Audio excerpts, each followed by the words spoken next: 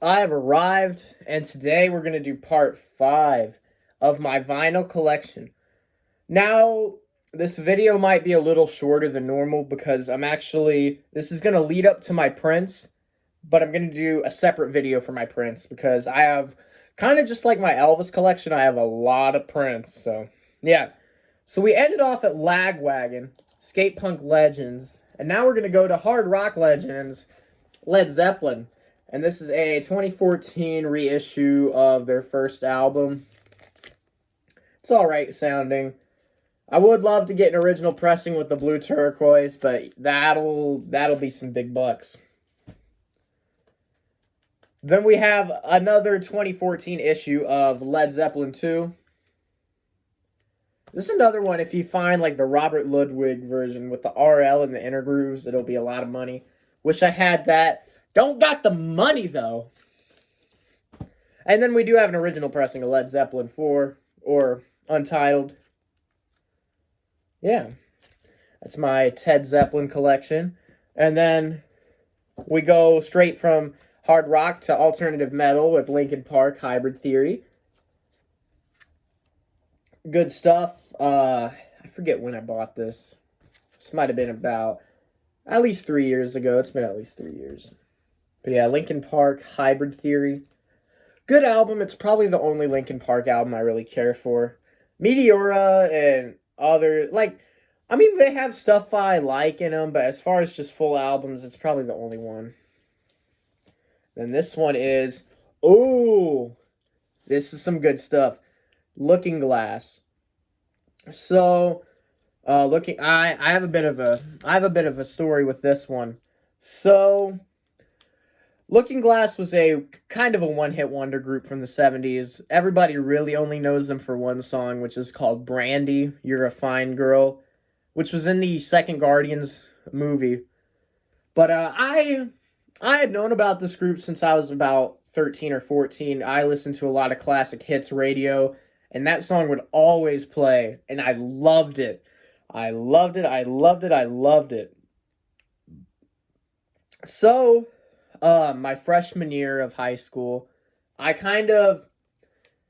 stumbled upon a vinyl rip that was just uploaded online and on YouTube, and I listened to that whole album, and it kind of blew me away, I'm not gonna lie. To this day, this right here is one of my favorite albums of all time, and only was it about recently that I finally got a copy of this on vinyl.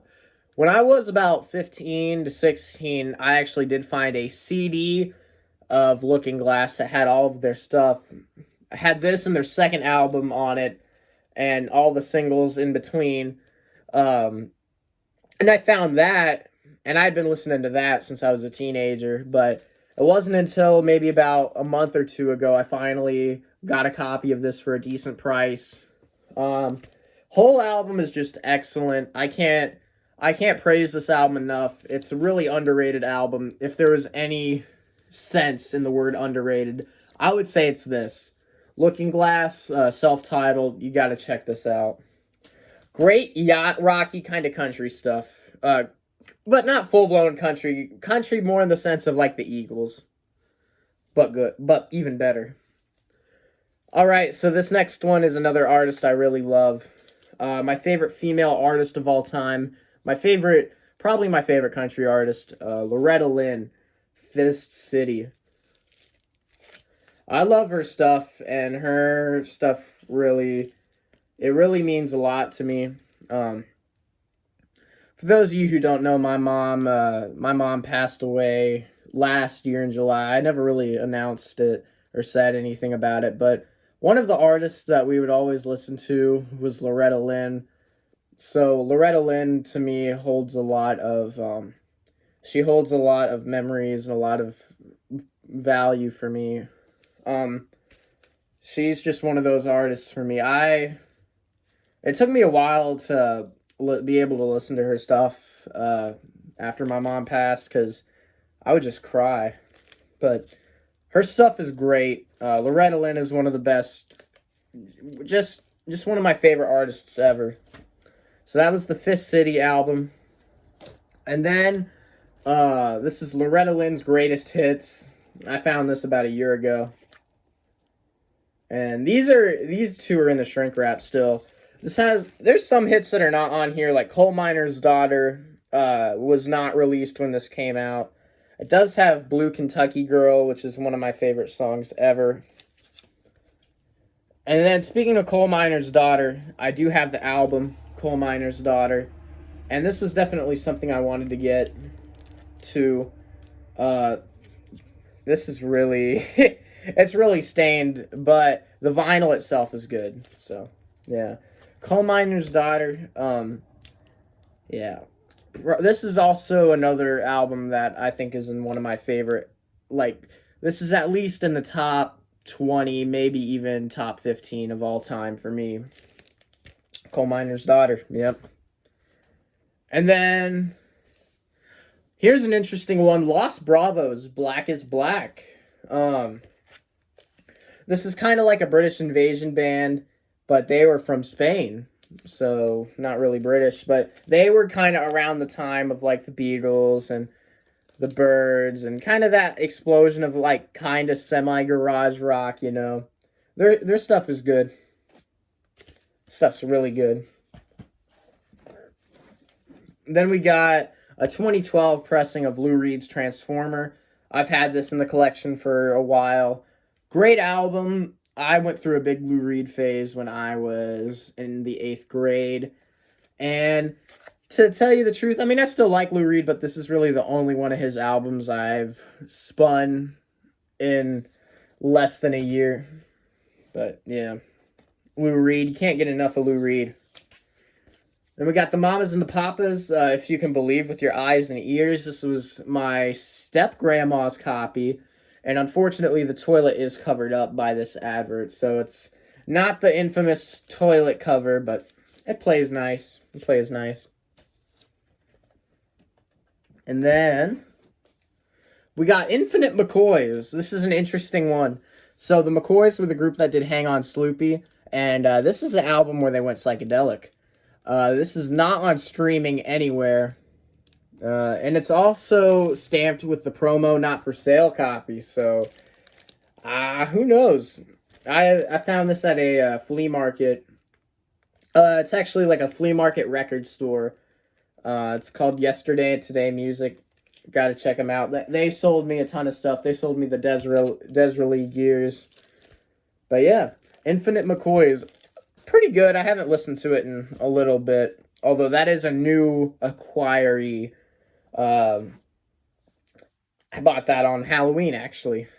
But yeah. And then this one is a very early pressing of Miles Davis's Kind of Blue. I don't think it's an original, but this is at least very early 60s at the latest. But yeah.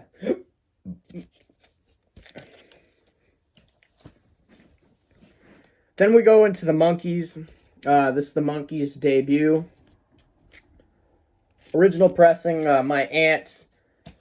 my step-aunt gave me a lot of these. More of the Monkees, which was for a while my favorite Monkees album, but now, kind of looking back, I prefer the debut more. Headquarters by the Monkees. It's in really rough shape. The vinyl is, at least, and then somebody wrote all the Monkees' names on there, so I'm probably going to get a replacement copy for this, at least, because it plays through, but it's definitely seen better days. And then we got Pisces, Aquarius, Capricorn, and Jones Limited by the Monkees. And then we have, kind of ending off the Monkees, we have the Monkees' Greatest Hits on Arista Records. But yeah, good stuff by the Monkees. They always say they monkey around. Alrighty. Then we're just jumping straight from the Monkees to Motley Crue. I bought this at FYE, and that FYE closed down. And this is the 30th anniversary limited edition. It's on some really dope looking vinyl. If I can pull it out, yeah.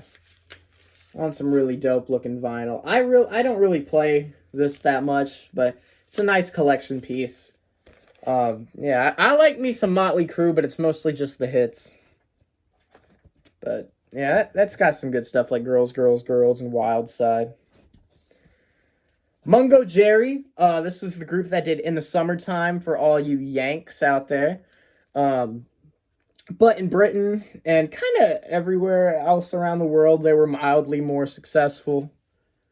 Some good stuff. They're still around today. And that's kind of just a compilation. All right. Now this is the piece of the collection I wanted. I kind of waited for it to get here before I started filming all these videos. This is MXPX Life in Quarantine. And yes, it is signed by Mike Herrera himself.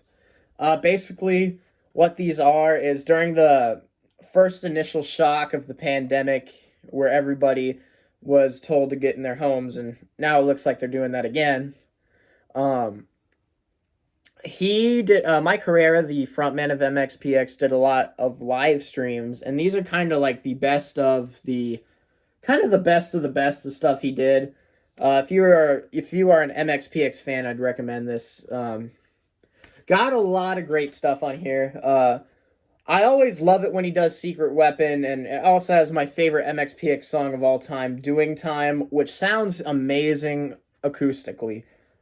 Then it's got stuff like Dolores, which is a deep cut from Teenage Politics, and a lot of good stuff. Lot of good. Silver Screen is a good one, too. That's from the Panic days, I believe.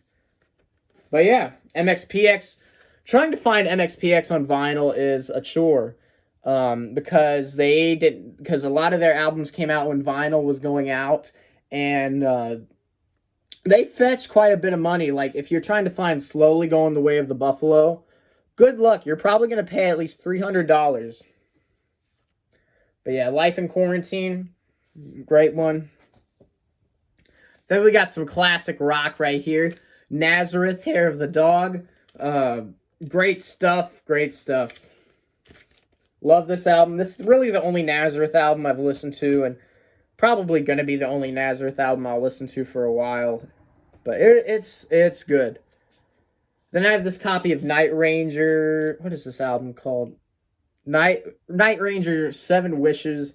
This is from my godparents. They kind of gave it to me. I reluctantly haven't really listened to this, but I'm sure it's good. I like the big hit that Night Ranger had, so yeah. And then we got Nirvana's Nevermind. This is the Target exclusive on gray vinyl, gray silver kind of vinyl. Classic album. You got to have Nirvana's Nevermind. Even if you don't like it, you got to respect it for what it did. Pretty much killed off bands like Night Ranger. Then we go into the Paul McCartney side. This is McCartney 1. There is also McCartney 2, and then he's coming out with McCartney 3 here pretty shortly, actually, like just in about 10 days or so. Good album. He just did all the instruments himself on this one. So yeah, McCartney 1. And then we do have the inevitable classic, Band on the Run. Great album all the way through. Probably my favorite solo album that any of the Beatles ever did. And yes, that is counting things like Plastic Ono Band and All Things Must Pass.